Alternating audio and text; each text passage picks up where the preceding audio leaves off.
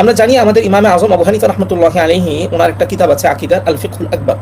উনি আসলে এই ফিকটাকে দুই ভাগে ভাগ করতেন, একটা হচ্ছে ফিকহে আকবর, একটা হচ্ছে ফিকহে আসগর। তো ফিকহে আকবর দ্বারা ওনার উদ্দেশ্য ছিল আকিদা, আর ফিকহে আসগর দ্বারা ওনার উদ্দেশ্য হলো যেটাকে আমরা বলি আমল বা ফুরুউদ্দিন। আমাদের দেশের মধ্যে আমরা সকলে আমাদের শ্রদ্ধেয় একজন ব্যক্তি ডক্টর আব্দুল্লাহ জাহাঙ্গীর স্যার রহমতুল্লাহি আলাইহি, আমরা সকলে জানি যে তিনি আল ফিকহুল আকবরের উপর একটা ব্যাখ্যা গ্রন্থ লিখেছেন। কিন্তু দুঃখজনক একটা বিষয় হলো যে ইমাম আবু হানিফা রহমতুল্লাহি আলাইহির যে আকিদা এবং যে আকিদাটা যুগ যুগ ধরে হানাফি ওলামায়ে কেরাম অনুসরণ করে আসছেন, শাইখের এই ব্যাখ্যার মধ্যে আসলে ওই আকিদাটা ফুটে ওঠেনি। আল্লাহ তাআলা শাইখের এই খেয়ানতকে ক্ষমা করুক এবং তাকে জান্নাতের উঁচু মাকাম দান করুক। এখানে আরেকজন ব্যক্তি আছেন আমাদের সমাজের মধ্যে খুব প্রসিদ্ধ, আমাদের সময় মানে আগের মানুষ, কিন্তু আমরা ওনাকে আমাদের ঘরের মানুষ বলেই চিনি। ওনার নাম হলো ইবনু আবিল আইস আল হানাফি। উনি আমাদের আকিদাতুত তহাবিয়ার উপর একটা সরা লিখেছেন। দেখুন, আমাদের অনেকের কাছে আসলে সরাটা থাকে এবং আমরা অনেকে হয়তো সরাটা পড়ি, অনেকে মনে করি যে তিনি তো আসলে মনে হয় হানাফি আকিদার মানুষ, কিন্তু আসলে আব্দুল্লাহ জাহাঙ্গীর স্যার এবং ইবনু আবিল আইস উভয়ের অবস্থান একই রকম, অর্থাৎ তারা উভয়ই মূলত আসলে সালাফিদের যে গুমরাহি যে একটা আকিদা, এই আকিদাটাকেই তারা প্রচার করেছে। কিন্তু আমরা আসলে মনে করি যে ইবনু আবিল আইস সে মনে হয় আমাদের ঘরেরই মানুষ। না, আসলে তিনি আমাদের ঘরের মানুষ না। এই বিষয়ের মধ্যে ইমাম জাহেদ কোসারি রহমতুল্লাহি আলাইহি একটা কিতাব লিখেছেন ইমাম তহাবি রহমতুল্লাহি আলাইহির জীবনী নিয়ে, আল হাওয়ি ফি সিরাতিল ইমাম আবি জাফর আত-তহাবি। এই যে এই কিতাবটাকে আবার তাহকিক করেছেন বর্তমান সময়ের একজন নির্ভরযোগ্য মুহাক্কিক এবং আকিদা বিশেষজ্ঞ শেখ হামজা আল বাকরি হাফিজাহুল্লাহ তাআলা।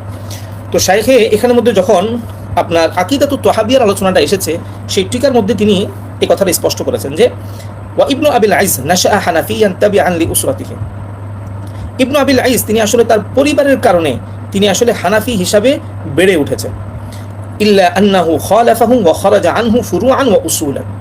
কিন্তু ইবনু আবিল আইস সে ফুরুআন আমলগতভাবে ওয়া উসুলান আকীদাগতভাবে হানাফি মাযহাবের বিরোধিতা করেছে এবং হানাফি মাযহাব থেকে সে বের হয়ে গিয়েছে।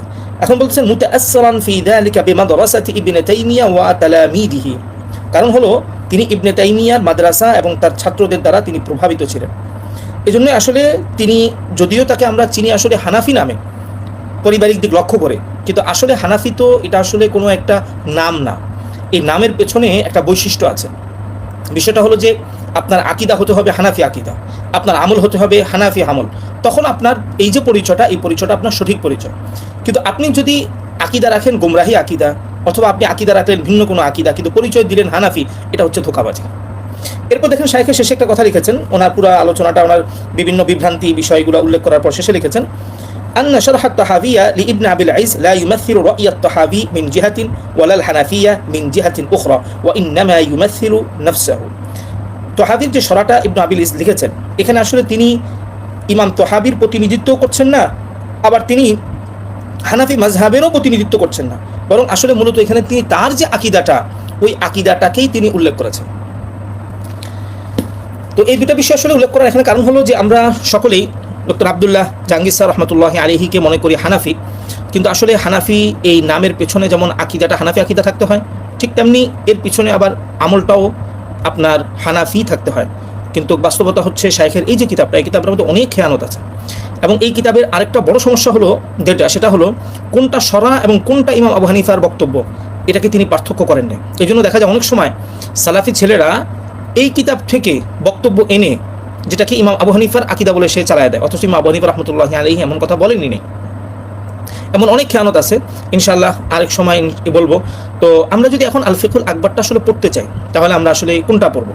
এই ক্ষেত্রের মধ্যে আমার মনে হয় বর্তমান সময়ের মধ্যে আমাদের হানাফি আকিদার নির্ভরযোগ্য একজন ইমাম হচ্ছেন শেখ নিজাল বিন ইব্রাহিম হাফিজাহুল্লাহ তাআলা। শাইখের একটা সরা আছে আল বাদরুল আনোয়ার, আমরা মনে হয় আল বাদরুল আনোয়ারটা পড়তে পারি। আমরা যদি আল বাদরুল আনোয়ার সরাটা খুব ভালোভাবে পড়ি, তাহলে মনে হয় এটার উপর যে সমস্ত কাজগুলো হয়েছে আমরা খুব সহজেই ধরতে পারবো যে আসলে এই জায়গার মধ্যে কোথায় কোথায় সমস্যা হয়েছে। দ্বিতীয়ত যে বিষয়টা বারবার বললাম যে ইবনু আবিল আইস তিনি আসলে মোটেও মানে হানাফি শুধু পারিবারিক দিক লক্ষ্য করে, কিন্তু হানাফি বলতে যে জিনিসটা বোঝায় যে আকিদা হানাফি হওয়া, আমল হানাফি হওয়া, এটা মোটেও আপনার ইবনু আবিল ইজের মাঝে ছিল না, এবং আমাদের ডক্টর আব্দুল্লাহ জাহাঙ্গীর স্যার রহমতুল্লাহি আলাইহি আকিদাগতভাবে মোটেও তিনি হানাফি ছিলেন না, বরং তিনি আসলে মূলত বর্তমান সালাফিদের যে গুমরাহি আকিদা, এই গুমরাহি আকিদাটাকেই তিনি হানাফি আকিদা বলেন, আর যেই নামই বলেন না কেন এই নামে তিনি সেটাকে পেশ করেছেন। আল্লাহ তাআলা শাইখের এই খেয়ানতকে এবং এই ভুলকে আল্লাহ তাআলা ক্ষমা করুন, আমিন।